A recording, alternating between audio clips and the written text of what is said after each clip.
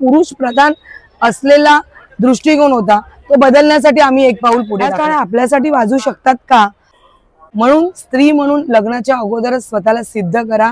गाणं पूर्ण आमच्या महाराष्ट्रातल्या गोपिका पथकांसाठी आहे। नमस्कार, मी मयुरी दिवाकर अर्चना पांढरे तुमच्या सगळ्यांचं मनापासून स्वागत आहे मयुरी दिवाकर या यूट्यूब चॅनलवर।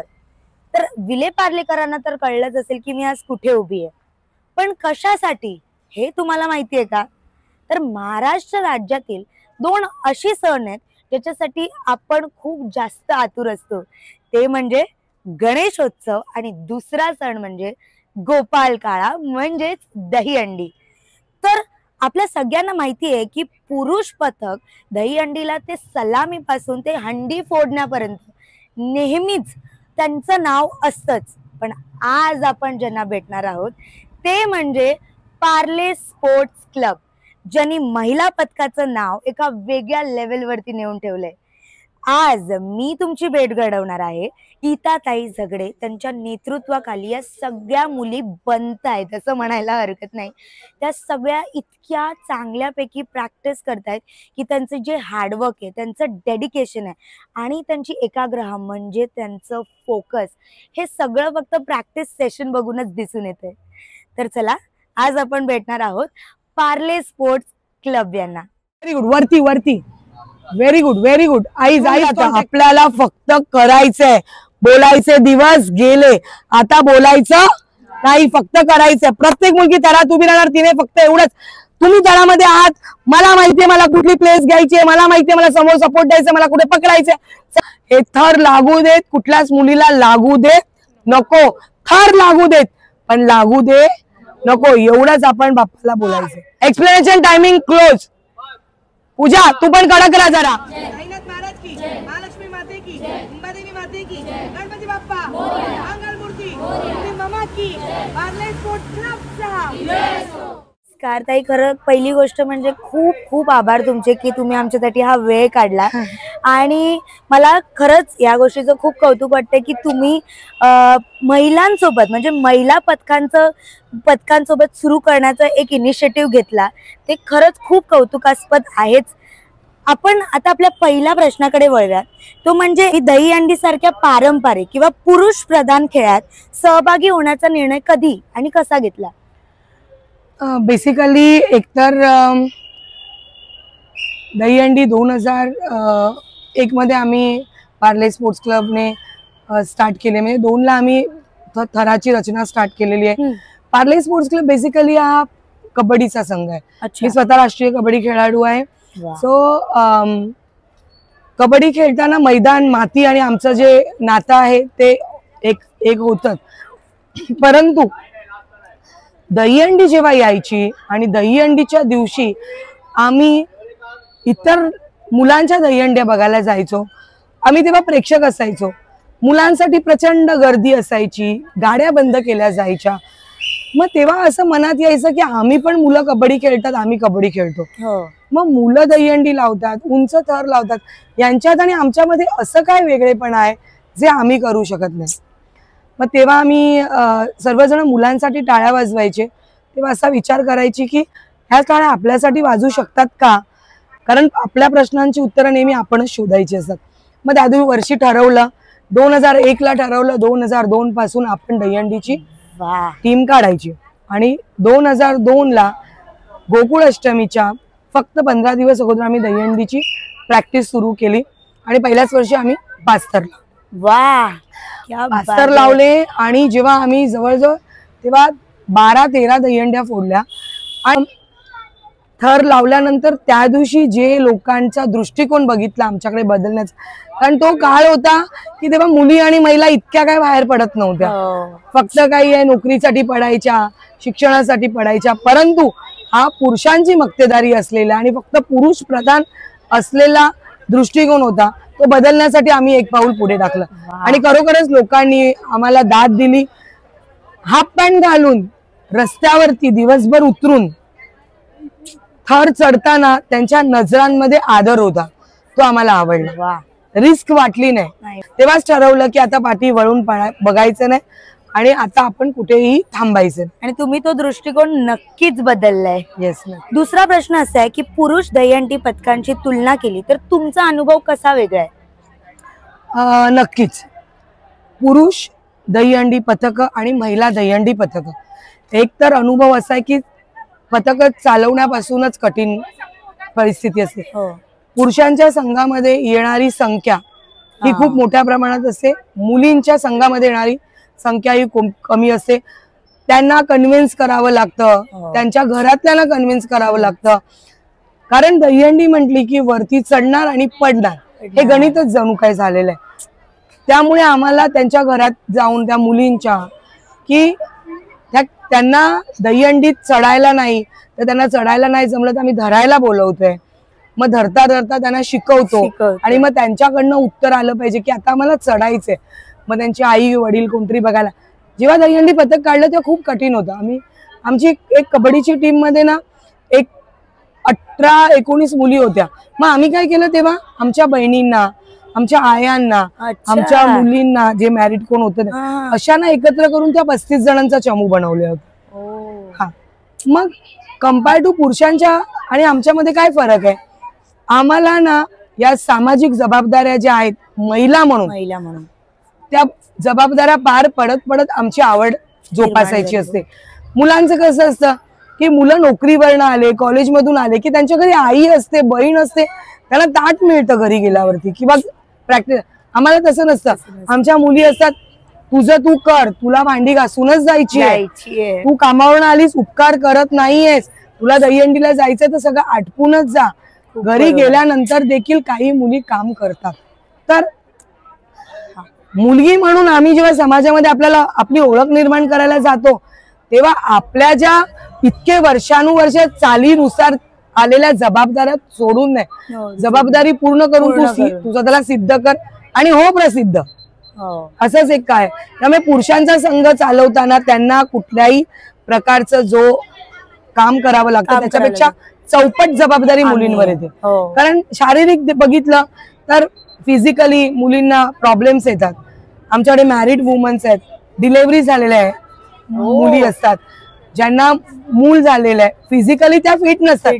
फिटनेस कारण शेवटी काय आहे, वजन मुलं पण उचलतात आणि वजन मुली पण उचलतात, फरक नाहीये. उलट मुलींची शारीरिक क्षमता तेवढी नसते, परंतु आम्ही आमच्या जिद्दीवरती करतो. पुरुषांचा रिस्पेक्ट आहेच का, त्यांच्याकडे बघून बघून शिकलोय. आम्हाला जेव्हा मुली आम्ही थर लावतो तेव्हा ते पुरुषच येतात. म्हणजे या दहीहंडीमध्ये पुरुष आणि महिला हा फरक नाहीये. तर आम्हाला ते मदत करतात आणि आम्ही आम्हाला सिद्ध करतो. त्याच्यामुळे आम्ही नक्कीच त्यांचा रिस्पेक्ट आणि आदर करतो. पुढचा प्रश्न असा आहे की या खेळाने तुम्हाला काय शिकवलं, एक स्त्री म्हणून आणि एक टीम लीडर म्हणून? या खेळाने जगायला शिकवलं.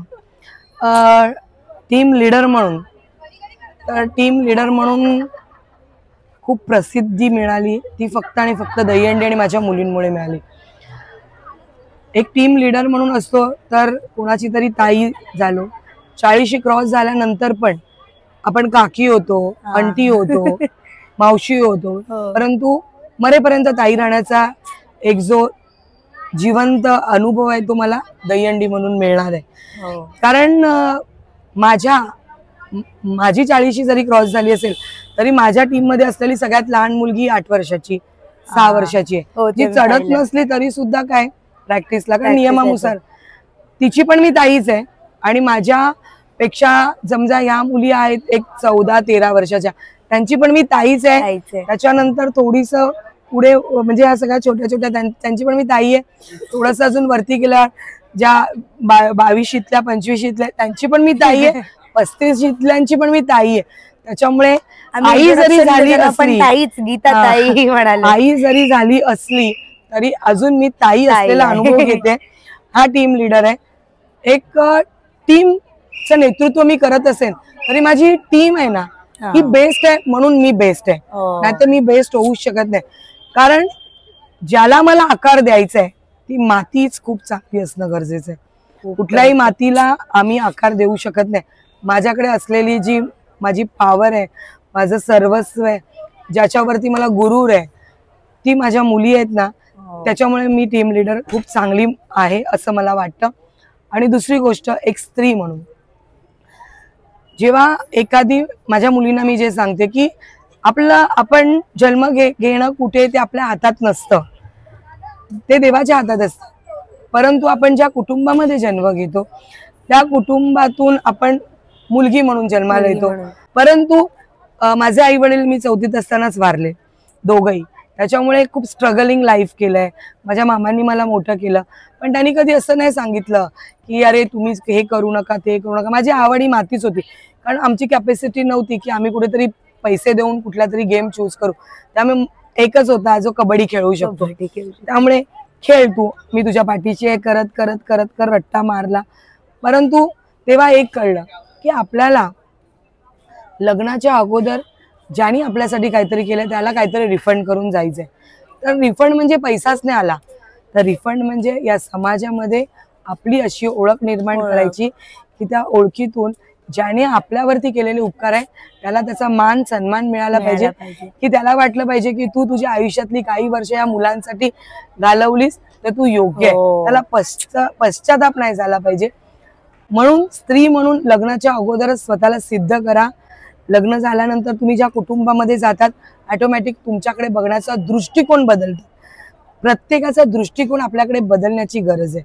आयडेंटिटी तयार करा की तुम्हाला त्यांनी बोललं पाहिजे की नाही ते काहीतरी वेगळं आहे.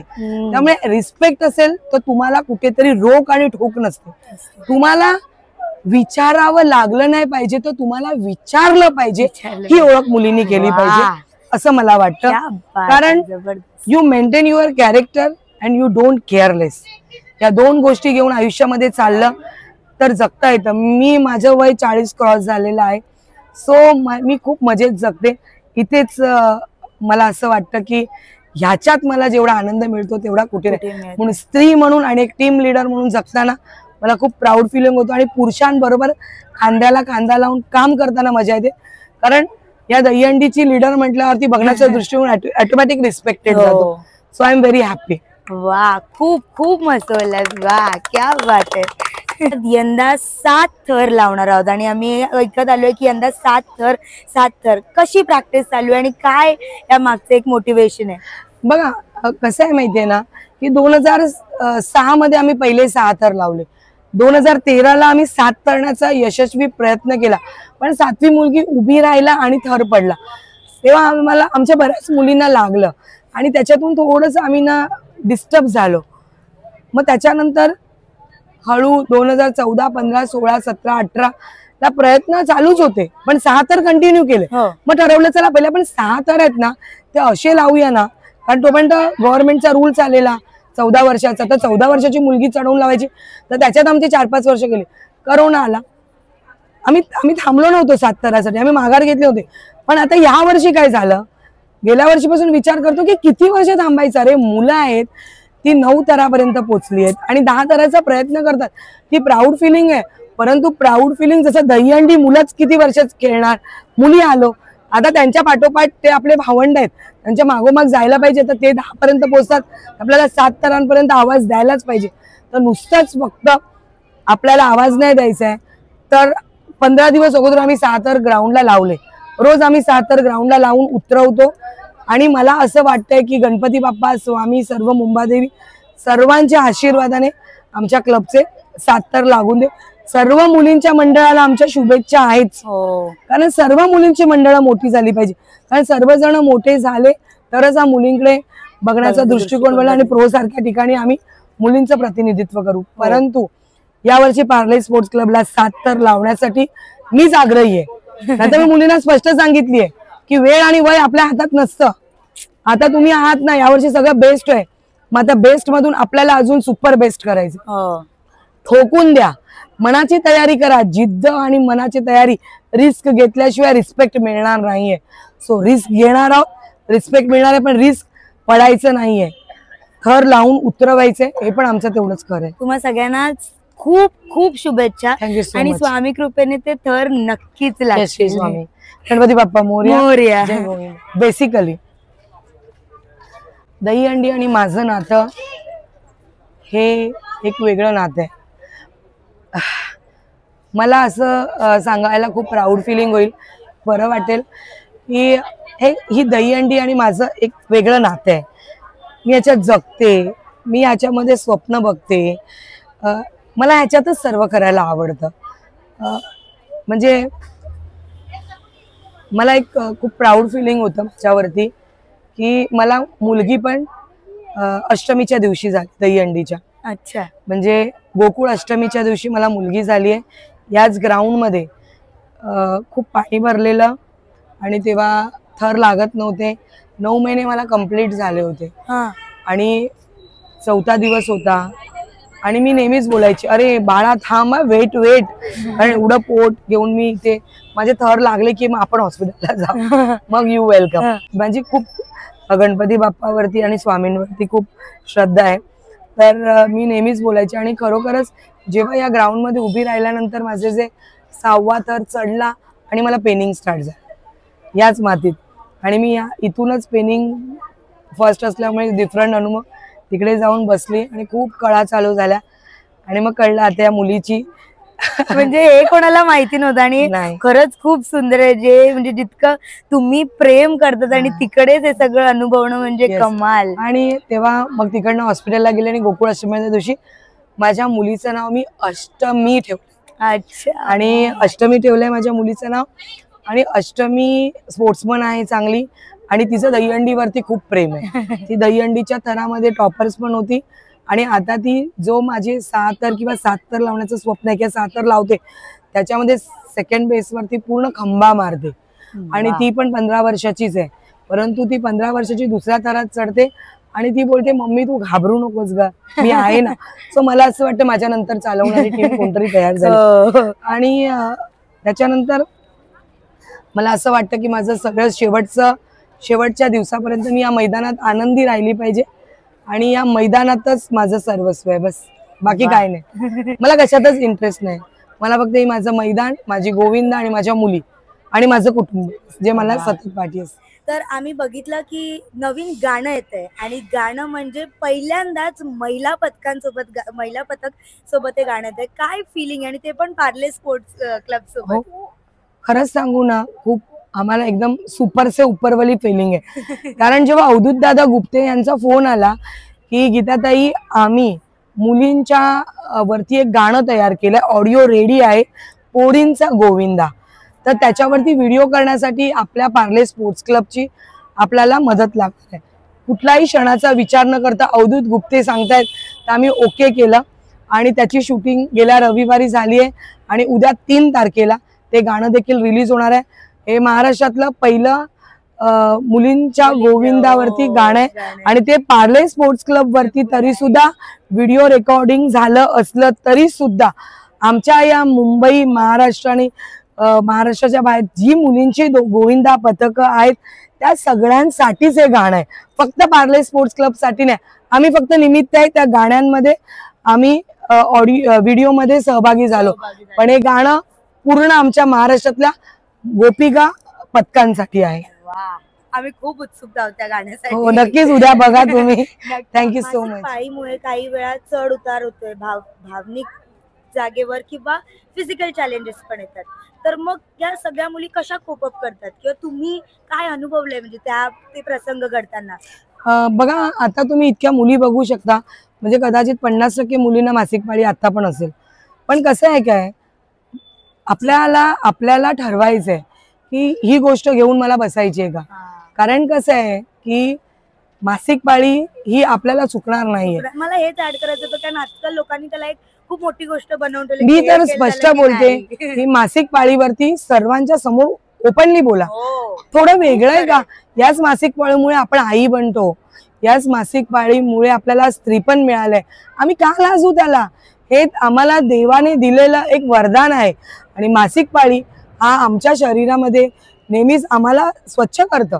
त्याच्यामुळे मुलींना मी सांगते या गोष्टी घेऊन बसू ना. मासिक पाळी आहे ना, उलट आपण तेव्हा रिफ्रेश होतोय, सो अजून ताकद येते. फक्त मेंटली प्रिपेअर व्हा, कारण दहीहंडी हा मेंटली आणि फिजिकली याचं जे कॉम्बिनेशन होतात तेव्हाच रिझल्ट पॉझिटिव्ह येतो. अशा आहेत मुली की ज्यांचं मूल 1 वर्षाचं आहे पण येतात, कारण त्यांची जिद्द आहे.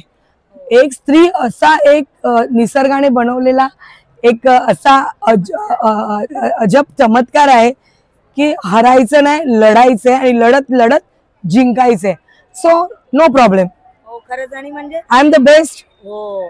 आणि आम्ही ते बघतो की आजकाल लोक खूप त्याला एक टॅबू बनवत होतात की अरे हे आलं अभ्यास कसं करायचं, पण इकडे आल्यानंतर कळतं की ह्यांची जी जिद्द आहे की आम्हाला करून दाखवायचंय, त्याच्यामध्ये हे सगळे काही प्रॉब्लेम दिसून पण येत नाही. तुमच्याकडून खरंच खूप शिकायला मिळालं आणि या सगळ्यांची ऊर्जा बघून खूप काही बघायला, नवीन गोष्टी जाणवायला मिळाल्या. तर तुमचे खूप आभार, तुम्ही आमच्यासाठी हा वेळ काढला. तुमचे पण पार्ले स्पोर्ट्स क्लबच्या वतीने खूप खूप आभारी आहोत, कारण तुम्ही वेळात वेळ काढून एक आपल्या महाराष्ट्राची संस्कृती, आपला उत्सव याच्यासाठी मुलींच्या पथकाला वेळ दिला. कारण तुमच्यासारखी लोक आहेत म्हणून आमची पथकं सोशल मीडियाच्या माध्यमातून जगाच्या कानाकोपऱ्यापर्यंत पोहोचू शकतात. खूप खूप धन्यवाद. थँक्यू. नमस्कार. आमच्या पार्ले स्पोर्ट्स क्लब महिला दहीहंडी पथकाला भेट देण्यासाठी मयुरी दिवाकर पांढरे या आलेल्या आहेत. या एक तर स्वामी भक्त आहेत आणि त्या एक स्वतः क्रिएटर आहेत. पार्ले स्पोर्ट्स क्लबला दहीहंडी पथक मुलींचं आणि त्यांची माहिती, त्यांचा प्रवास हे जाणून घेण्यासाठी आज त्यांनी स्वतःहून पार्ल्या स्पोर्ट्स क्लबच्या ग्राउंडला भेट दिलेली आहे. आणि खरोखरच आमच्या सर्वांचंच एक नशीब चांगलं आहे की एक स्वामी भक्त आमच्या ग्राउंडला आली आहे, म्हणजे स्वामींचेच पाय लागलेत. आणि दुसरी गोष्ट की मुली आपल्याला स्वतःला सिद्ध करण्याचा प्रयत्न करतायत आणि प्रसिद्ध होण्याचा प्रयत्न करतात. तर त्या मुलींना मोटिवेट करायला, त्या मुलींच्या संघाची खरोखरच काय प्रवासाची कथा आहे ही सर्वांपर्यंत त्यांच्या चॅनलच्या माध्यमातून पोहोचवण्यासाठी ते आलेत. त्याबद्दल मयुरीताई तुमचे खूप खूप आभारी आहे. पार्ले स्पोर्ट्स क्लबच्या वतीने आम्ही एक छोटासा तुम्हाला सत्कार करतोय, तो सुद्धा आमच्या मुलींच्या हस्ते. या घ्या, या प्रियंका ती.